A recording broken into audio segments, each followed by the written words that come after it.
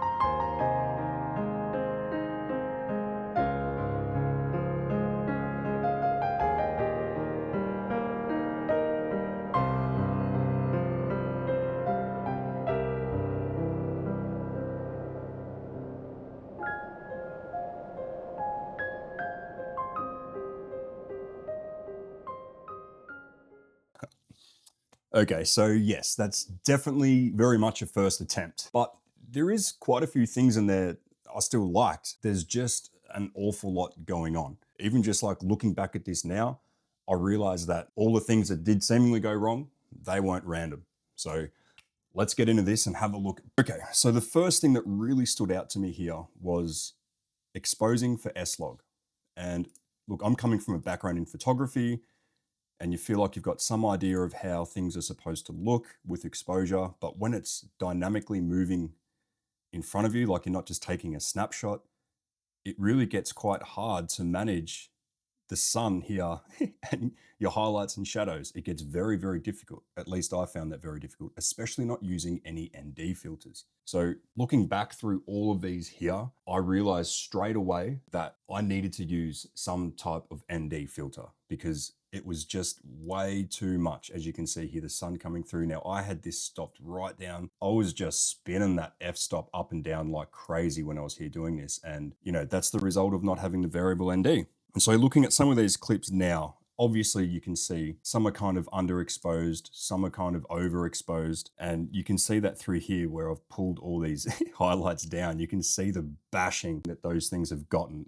Even while I was filming, I realized that it probably wasn't going to be perfect, and it was the best that I could do at the time. And I did have the zebras set up, you know, around here, and these, they were all going crazy, but I had no idea how to use them. I didn't know what I was doing with them at all, and it didn't end up looking very good. So number one, learning to use my zebra function for my exposure, setting that to clip my highlights. But obviously it was going to be a little bit harder to do, not having any filters. And then so one of the other things that I kept hearing is how you need to overexpose S-Log. And so I was a little bit paranoid about that. I was like, okay, everything's flashing a little bit, you know, there's a lot going on here and whatever. But in the end, it was completely overexposed. And I think I just went into this a little bit too much, leaning on that overexposure, being worried that I wasn't going to collect enough information. So I didn't really have a solid reference to be shooting from when I was going from scene to scene. And so instead of really controlling my exposure, it was more just like an educated guess. Okay, so the next thing you're going to notice here is the white balance.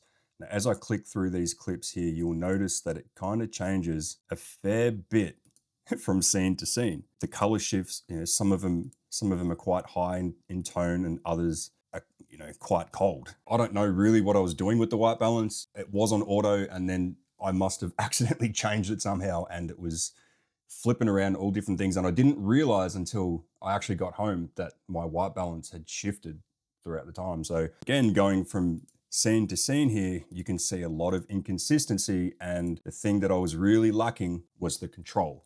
Again, just as I didn't with the exposure. Okay, next is the shaky footage. So you can see through some of these here, some of them are quite nice and smooth and they move quite well, while I've got other ones here that are shaking all about. They're doing the hokey pokey and they have no idea where they're going. I am all over the place. Look at these ones here as an example. Here I was even actually using the dynamic active stability as well, but I was just running too heavy footed, just like a fumbling old dad. And so one thing I really noticed that it was quite difficult to get the right walk and to get the right posture and the right stances whilst getting the footage. Because as I was moving around behind my daughter and trying to get certain bits of lighting or avoid certain things or get things in the foreground or whatever it was, I was finding it really hard to use my body in a way that I could balance myself and get the image that I needed without it being like this and without it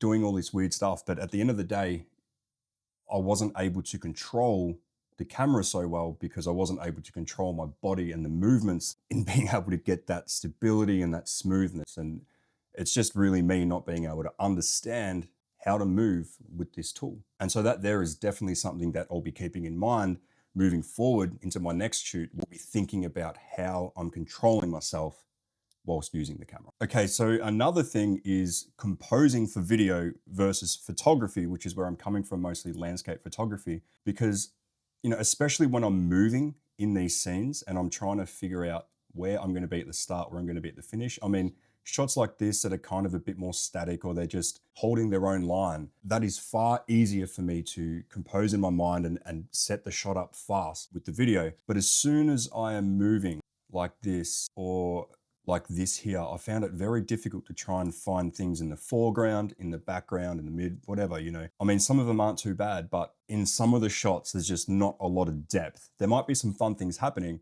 but there's not a lot of depth in the shot. And that's another thing that I wasn't really keeping in mind was as I'm moving through a scene, the composition's going to change. That's something to really keep in mind is when you're going out to do the shoot and you've got a scene in mind of all the things you want to capture, you need to have the understanding of where everything is going to be in the frame when you go from here to here or move in whatever direction, what's going to show up, what's going to have light on it, what's going to be in focus, what's going to be out of focus. All these things are incredibly important. And I really thought that I could just go from, doing photography, doing these movement shots and just be able to get it. But the reality is it's much harder than it looks. Okay, and lastly, I want to talk about using the camera itself. To be honest, the camera felt pretty good. It was easy to use. I did find it quite difficult without a cage on it. It just felt a little bit little and a little bit hard to keep steady. And now I get and understand why people put V-mount batteries on their cameras and have these big cages and handles and things like that, because it really does